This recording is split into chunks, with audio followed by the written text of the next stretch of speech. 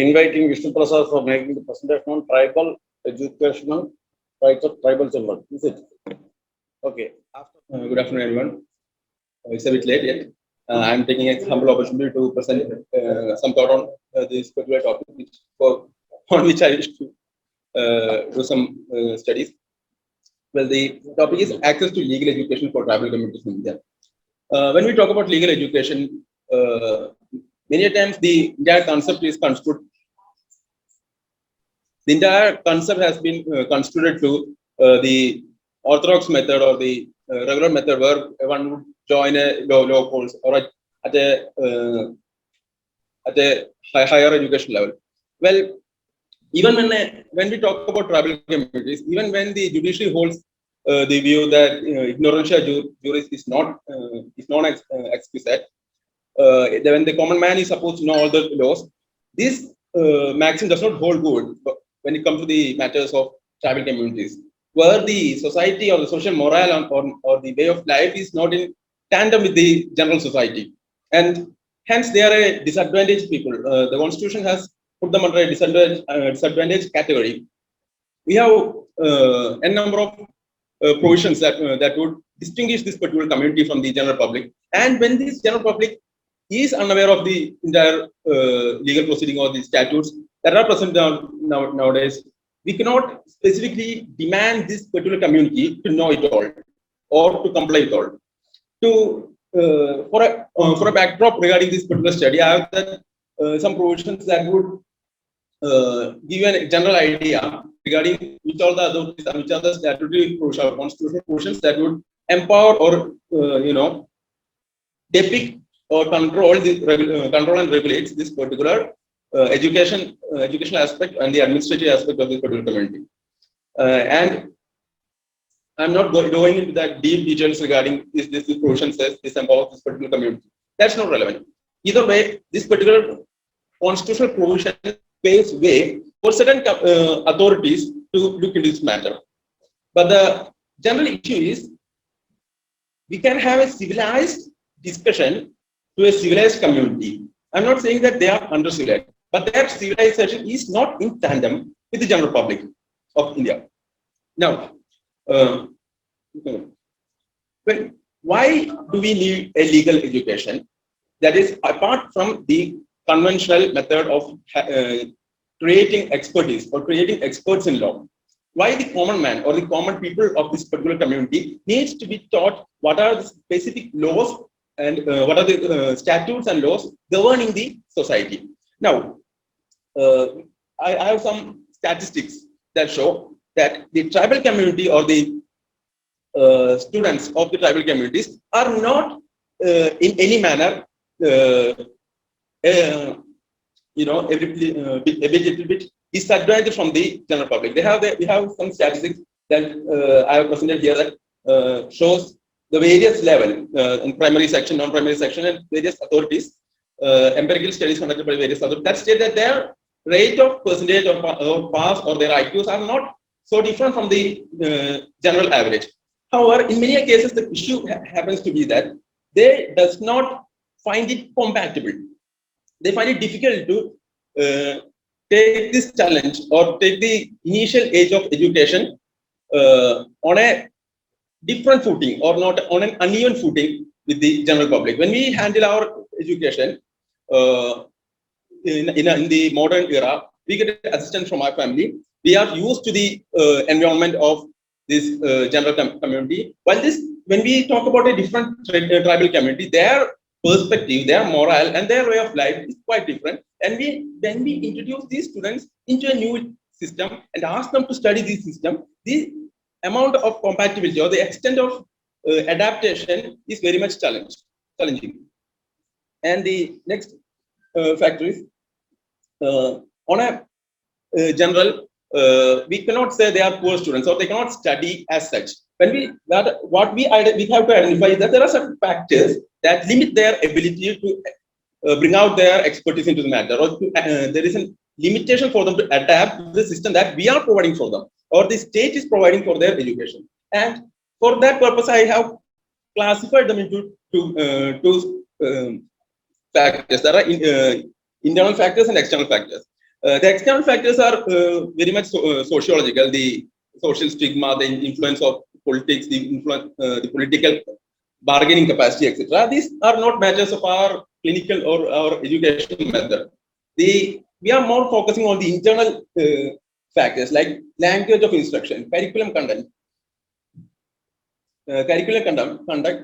content, local adaptation of methods and materials, teachers training and pedagogy, community participation and ownership. These are the four factors that we are going to discuss. The first one is language of instruction. When to be more specific, in Kerala we have more than 30 tribes, and out of the 30 tribes we have a number of primitive languages that are being used by these families. And in many of the cases, we have to question how many institutes adopt these languages for teaching the students, at least on a primary level. We cannot expect a primary student to come out and speak Malayalam when their mother tongue is a different language.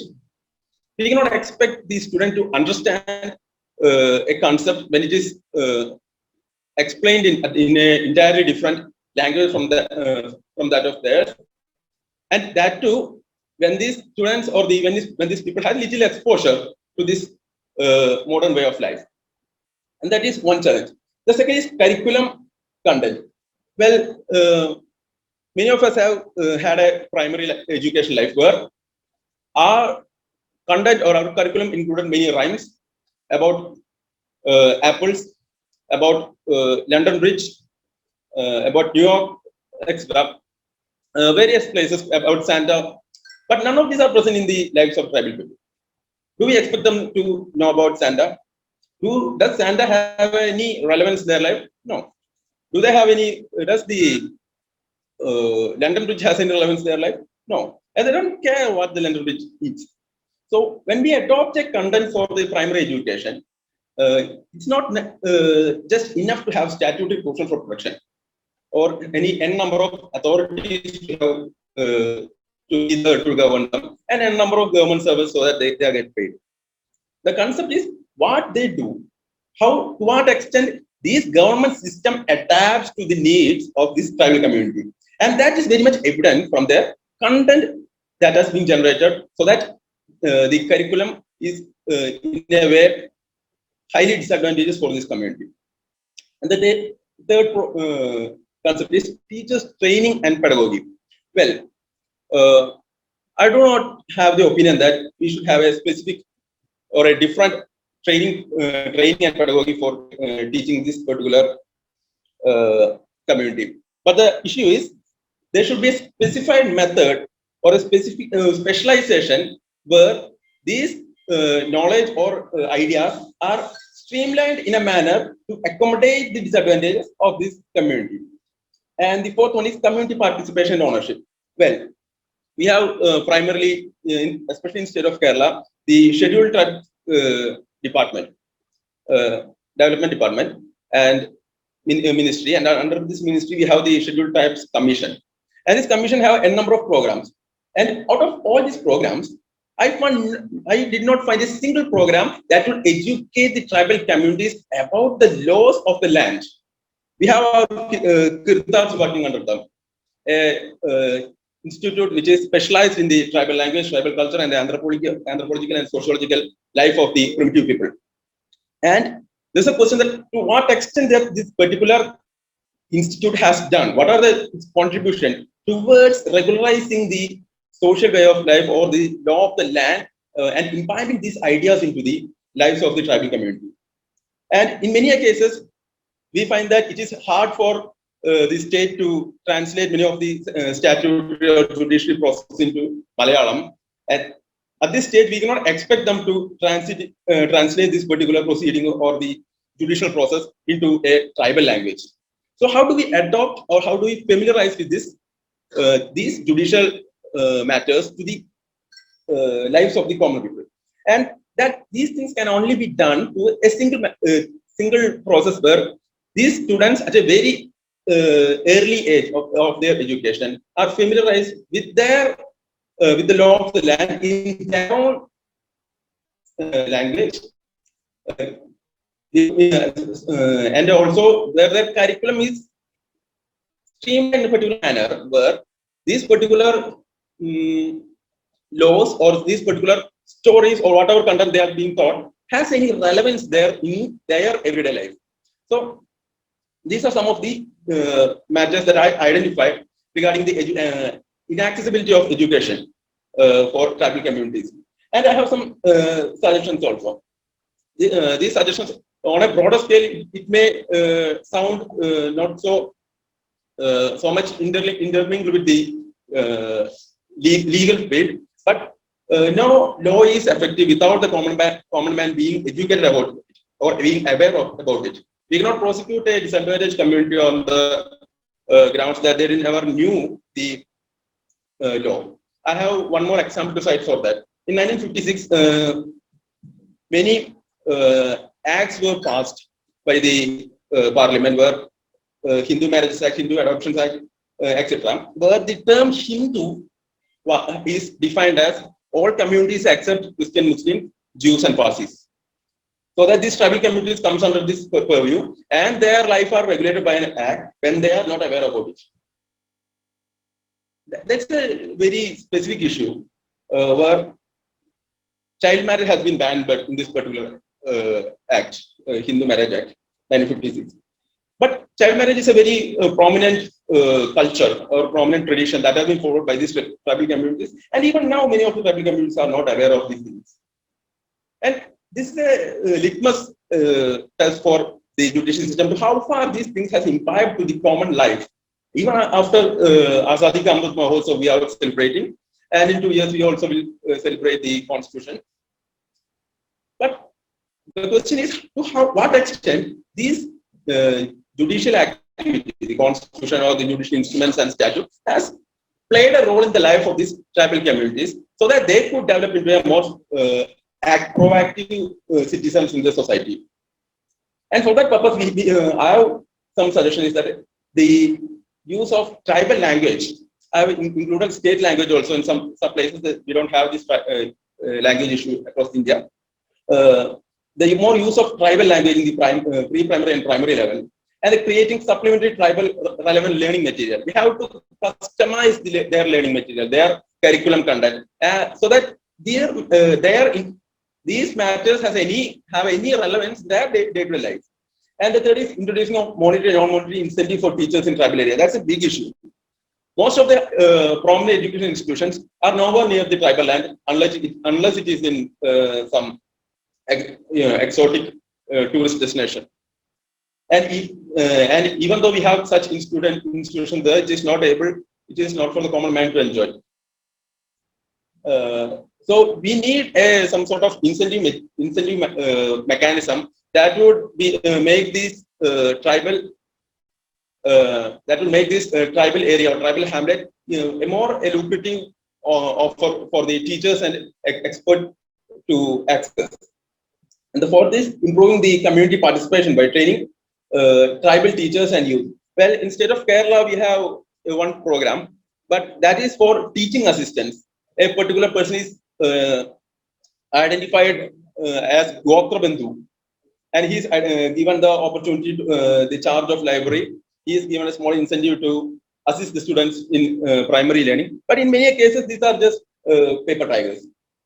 And the last one is establishing transitional education center which focus on mainstreaming the tribal children. That's a very particular issue where we just have that in state of Kerala. We just have an institute, Tirthats, which studies the sociological, anthropological, and tribal studies, Dalit tribal studies of the state.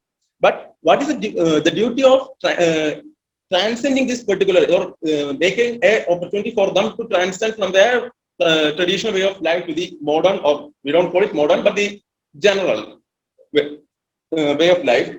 That duty is not being performed in any of the centers in Kerala particularly.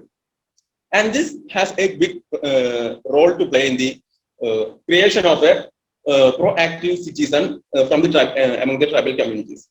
So these are my suggestions, and that's all. Thank you.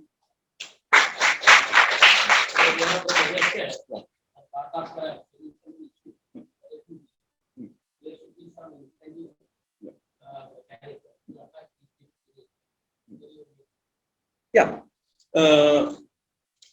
very recently we came across a news where in Malayalam Ekadhyapaka Vidyalayanga. These are a single faculty institute for the primary education Anganwadi material, and these are being shut down. These are located in the remotest of the places. And we have a case where in Agastyapuram the last Vidyalayam was shut down, and the lady was given a sweeper's job in a government school. So this incident was a scandalous thing. But we have to identify that particular role of that lady in the lives of the tribal people.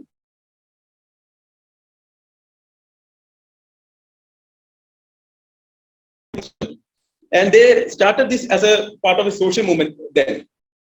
Now, when the state is shutting down these Ekadhyapaka Vidyalayam, we are asking them if these particular ladies are not competent or not qualified to do that, we should set someone else. When we shut down an institution, there will be another solution. Where would they go? Who would teach them? And what would be their role for the common teachers? We are many of us are postgraduates, some have NET, and some are doing PhDs, and some are professors. What is their role as common man towards their disadvantaged brothers? When we shut down these Anganwadis or these Ekadhyapaka Vidyalayams, what is the next provision in place? This is a very specific case of Kerala. We have more, staggering cases across the country where even the primary education is not available for, a large number of populations. Even when the literacy rate in Kerala and the education is concerned very much demand, we are shutting down institutions that provided basic education to the tribal people in their hamlets itself, and they are left with little options for this or little alternative to tackle this. This is one of the matters that I wish to focus when I talk about it. Thank you.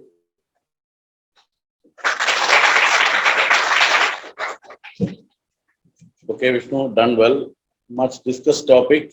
We all know that crores and crores of rupees and resources start being earmarked and spent for tribal upliftment. But still, we are lacking many things about the true meaning of the word emancipation. Our students, we have experiences. We have gone to Attapadi, Wayanad, everywhere, and we have seen how the bureaucratic hurdles deny tribal people basic rights. And whenever we are initiating something, they just come with the excuse. The staff actually, the government is committed to spend money, and the people on the top are ready to spare their time and energy. But when it comes to the implementation level, the staff, the people say that, no, sorry, it's a Sunday, we lose our holiday, and we cannot bring the children to that point, or we cannot open the office. These kind of elements, people do not know the meaning of the word service.